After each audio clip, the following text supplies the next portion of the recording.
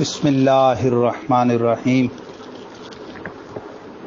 اللہم صلی وسلم وبارک علی سیدنا و مولانا محمد طب القلوب و دوائها وعافیت الابدان و شفائها و نور الابصار و ضیائها و علی آلہ و صحبہ دائما ابدا صلاۃ و سلام علیک یا رسول اللہ۔ حضرات، کتاب مستطاب مالا بدہ منہ از تصنیف قاضی محمد ثناء اللہ پانی پتی،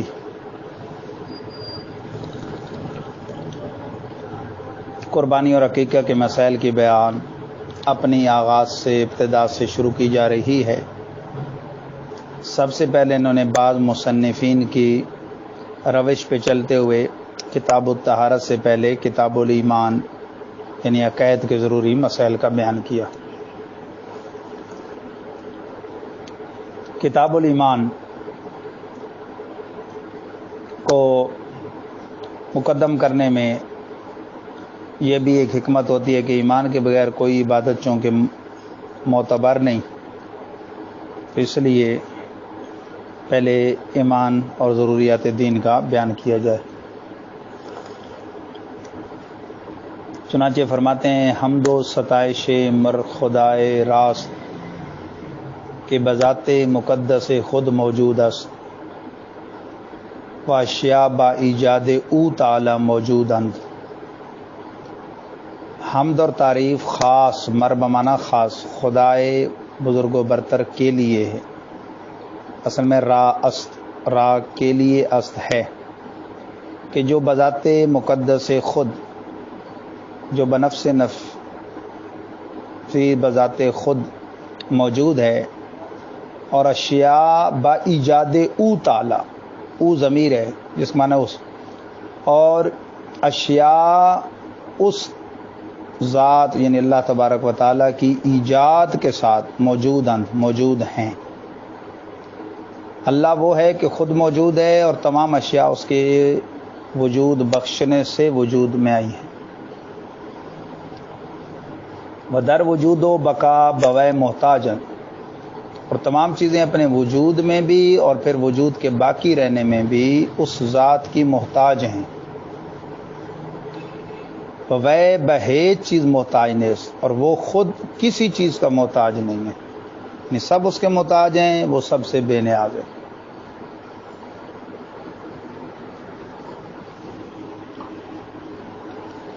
یگانہ است، یکتا ہے اپنی ذات میں، صفات میں، افعال میں، کسی چیز میں کوئی اس کا شریک نہیں۔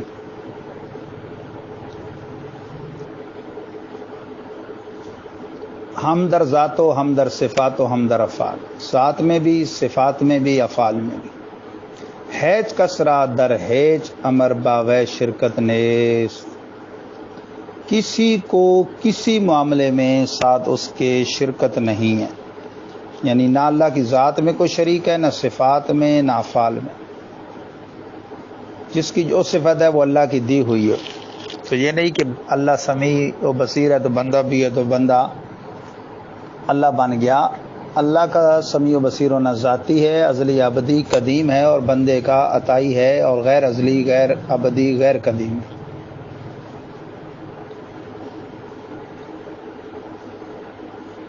تو کسی کو اس کے ساتھ کسی معاملے میں شرکت نہیں ہے، نہ وجود و حیات او ہم جنس و وجود و حیات اشیاء، نہ وجود و حیات میں کوئی اس کا ہم جنس ہے کہ وجود و حیات خود چیزیں ہیں جو اوروں کو اس نے بخشی ہیں، اور اس کا وجود، اس کی حیات ذاتی ہے۔ ورنہ علم او مشابہ علم شاں، اور نہ اللہ کا علم ان لوگوں کے علم کے مشابہ ہے۔ بندوں کا علم اللہ کی عطا سے اور محدود ہے، اور اللہ کا علم غیر محدود ہے اور ذاتی ہے۔ ورنہ سمع و بصر و ارادہ و قدرت و کلام او با سمع و بصر و ارادہ و قدرت و کلام مخلوقات، اور نہ سمع، بصر یعنی سننے کی قوت، دیکھنے کی ارادہ، قدرت اور کلام اس ذات کا ساتھ سمع، بصر اور ارادہ اور قدرت اور کلام مخلوقات کے کوئی مشابہت رکھتا ہے۔ مخلوقات کے کلام کے ساتھ رب کا کلام، مخلوقات کی قدرت کے ساتھ رب کی قدرت، مخلوقات کے ارادے کے ساتھ رب کا ارادہ، مخلوقات کی بصارت اور سماعت کے ساتھ رب کی بصارت و سماعت کوئی مشابہت نہیں رکھتی۔ اور مجانس و مشارک غیر از مشارکت اسمی ہیچ مجانست و مشارکت نہ دارت۔ اور یہ جو مماثلت ہے اور مشارکت غیر کی، یہ از مشارکت اسمی مشارکت سے جو مشارکت ہے، یعنی یہ جو کہتے ہیں اللہ انہ هو السمیع البصیر، اور قرآن میں وجعلناہ سمیعا بصیرا، ہم نے بندے کو سمیع و بصیر بنایا۔ بندے سے مراد عام ہے، انسان ہے، مومن ہے یا کافر ہے، یہ بھی نہیں کہ صرف انبیاء کی بات ہے۔ تو یہ اسمی جو مشارکت ہے اور مجانست، اس سے کہتے ہیں ہیچ مجانست مشارکت، یعنی اس کے علاوہ کوئی مشارکت نہیں ہے، یہ صرف نام کی مشارکت ہے، یعنی کہ بندہ اسی جیسا سمیع و بصیر بن گیا اور اللہ اس جیسا سمیع و بصیر ہے، ہرگز نہیں، معاذ اللہ۔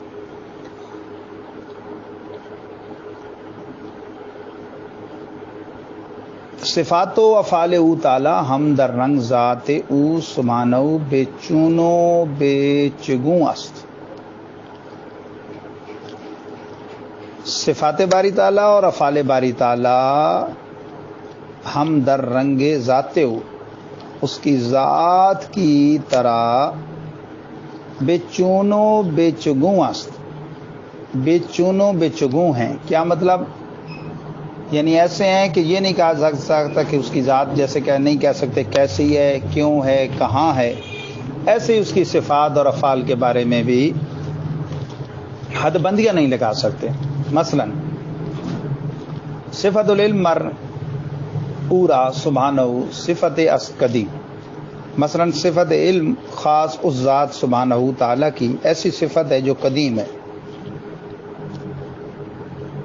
اللہ سے کی ذات کے علاوہ اس کی صفات میں شریک نہ ہونے کا بیان یہاں سے ہو رہا ہے کہ علم کی صفت مرء خاص اس کی اس ذات کے لیے سبحانہ و تعالی صفت ایک ایسی صفت ہے قدیم جو قدیم ہے۔ وہ انکشاف اس بسیط کہ معلومات ازل و ابد باحوال متناسبہ و متضادہ کلیہ و جزیہ باوقات مخصوصہ ہر قدام در آنے واحد دانستاست۔ واہ! اور انکشاف اس کا، اس کے علم کا، اس کے علم کے ساتھ چیزوں کا کھلنا وہ بسیط ہے کہ معلومات ازل اور معلومات ابد احوال متناسبہ اور متضادہ کے ساتھ، خواہ و معلومات کلیہ ہوں یا جزیہ، با اوقات مخصوصہ، اوقات مخصوصہ میں جو واقع ہوں گی صبح قیامت تک، ہر قدام جیسی بھی ہوں جہاں بھی ہوں، در آنے واحد دانستاست، آنے واحد میں اس نے بیک وقت جان لی۔ یعنی یہ نہیں کہ بندے کا علم جیسے ایٹ اے ٹائم نہیں ہوتا، وہ تدریجی ہوتا ہے، رفتہ رفتہ، جیسے علم مصطفیٰ ہی ہم کر لیں اللہ کے بعد جن کا سب سے زیادہ علم ہے، تو ان کا علم بھی ایٹ اے ٹائم نہیں ہے، تدریجی ہے، رفتہ رفتہ قرآن کے نزول کے ساتھ ساتھ وہ علم بڑھتا گیا۔ تو اللہ تعالیٰ کا علم ایسا نہیں، وان واحد میں کہ زید در فلاں وقت زندہ، زید فلاں وقت میں زندہ ہے اور در فلاں وقت مردہ، اب مرے گا وہ آگے چل کے مستقبل میں، لیکن اللہ جانتا ہے۔ بھاکذا و ہم چنی کلام او یک کلام بسیط است، اسی طرح اس کا کلام ایک کلام ہے جو بسیط ہے۔ یہ جو تقسیم کی ہے نا کلام کی، لفظی اور نفسی کی، اعلیٰ حضرت نے اس کو بھی باطل قرار دیا ہے، جی ہاں۔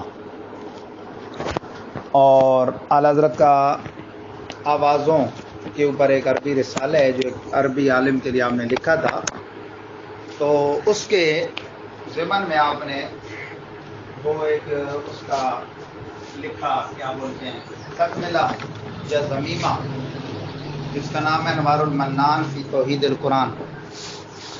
آپ کے پڑپوتے حضرت تاج الشریعہ مفتی اختر رضا خان الازہری قدس سر العزیز نے اس کا باقاعدہ ترجمہ کیا، وہ چھپا ہوا ہے۔ اس کو ضرور آپ پڑھیں، آپ کی معلومات میں اضافہ ہوگا۔ باقی یہ ملفوظات اعلی حضرت جو مکتبۃ المدینہ کا مطبوع ہے، اس کا صفحہ 452 ہے، صفحہ 452 پہ یہ گفتگو موجود ہے۔